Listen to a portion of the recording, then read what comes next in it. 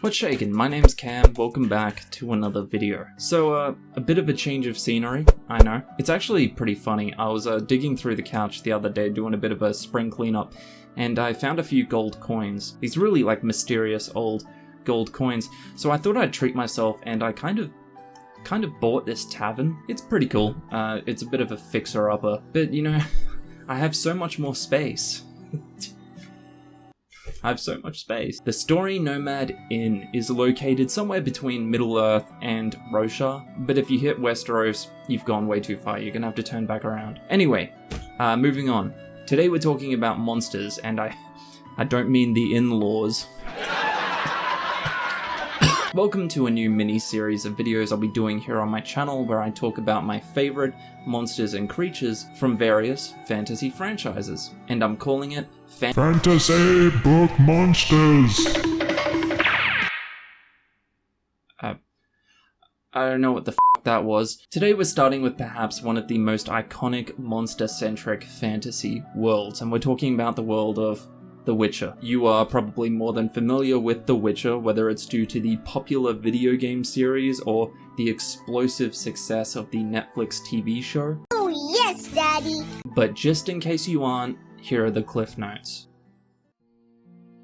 The Witcher series is a set of books by Andrzej Sapkowski about a rugged monster hunter and sword for hire named Geralt. If you're thinking, why is this old man so jacked, then hang on, buddy. He is pretty old, but the white hair is actually due to a rare subset within the mutated race of badasses he belongs to called the Witchers. They hunt monsters, and they're stronger, faster, and cooler than you, and they banged your mum, so there. They were created in response to an event called the Conjunction of the Spheres, basically when separate universes within this multiverse crashed together. Kinda like that new, Spider Guy movie. After the conjunction, monsters from other dimensions started popping up around the world, and so the witches were made using mutating potions. They were made to fight back against this new plague. Let's discuss the monsters that they hunt. I pulled most of these from the books, but I just had to throw in a couple from the games as well. And as far as showing you pictures of them and visual representations, obviously I'm going to have to take pictures from the show and the games. Because say what you want, but CD Projekt Red, the developer behind the game, did an awesome job at creating creatures and monsters that fit perfectly into that world. There are a lot of different types of vampire in the Witcher world, but my favorite is the Broxer. Luckily, it's the one type of vampire that you're probably most familiar with because it was featured in the very first episode of Season 2 of the show. I actually discussed the Broxer just a little while ago, just before the Season 2 actually came out, because the Broxer was involved in a really fantastic issue of the Witcher comic series called House of Glass. Broxer are first and foremost an extremely powerful breed of vampire, and most often they will take the form of a beautiful woman to seduce in potential prey. And because they are so powerful, they're actually immune to sunlight, and one of the only ways to cap them off for good is to hit them with some silver to the chesticles. They can also turn into a giant bat with claws as sharp as a knee-boy's jawline, so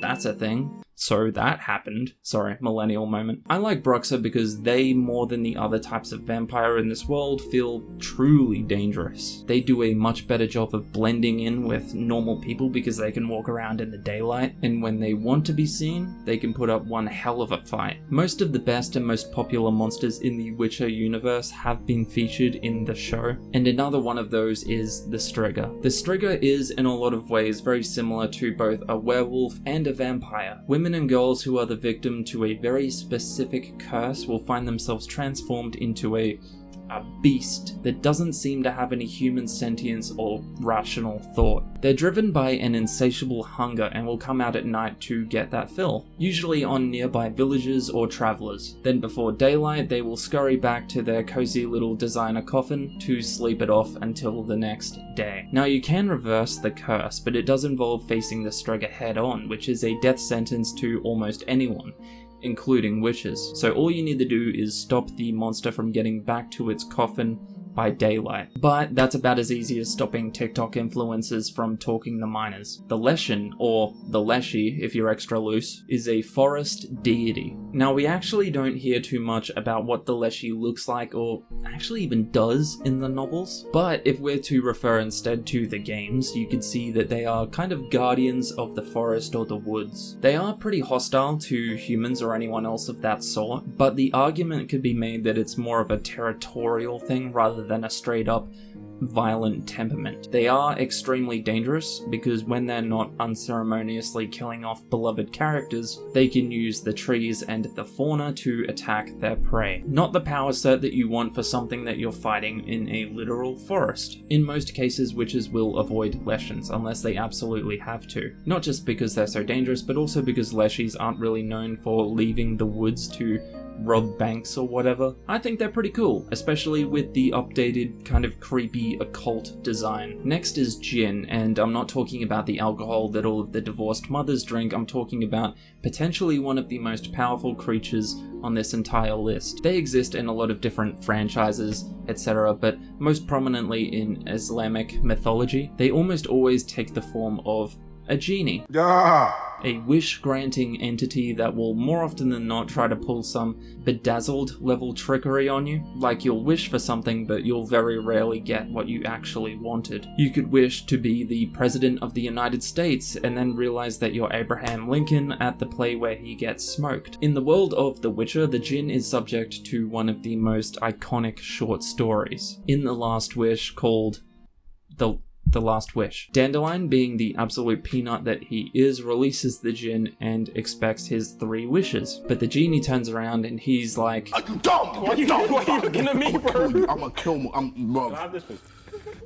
You fucking head. Slaps him and leaves. I love the djinn in almost every story I find them in. I loved them in Supernatural as well. I like that they can come in so many different forms, and the mechanic of them granting wishes always allows for such wildly different outcomes and stories. Succubus.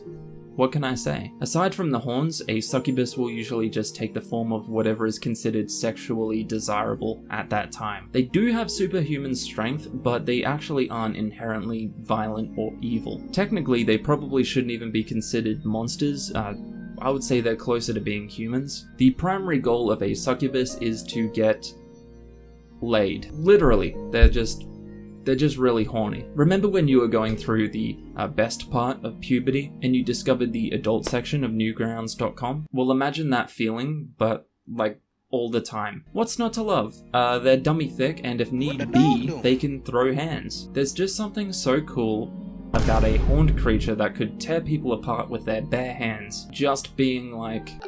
yeah, to be honest with you, I'm just really horny, dude. Those are just 5 of my favorite monsters from the world of The Witcher. But originally this list actually had 9 different monsters and creatures on it, but I had to cut it down a bit for time. But if you would like to see a part 2, please do let me know. I'll be doing more videos in this series covering different fantasy worlds, so stick around. Let me know what your favorite fantasy monsters are from the world of The Witcher, and thank you for watching, especially for watching through the whole video. You are my favorite. If you want to pop down to the inn at any point, feel free. You know, it's pretty quiet at the moment. There was some half-naked guy out the front before, like chanting and waving his arms around in front of the inn. I don't know what that was about. I'm a little bit concerned it's some kind of curse, but I'm sure it's fine. Don't worry about it. It's fine. Hopefully, I'll see you in the next one. But in the meantime, take care. Catch ya.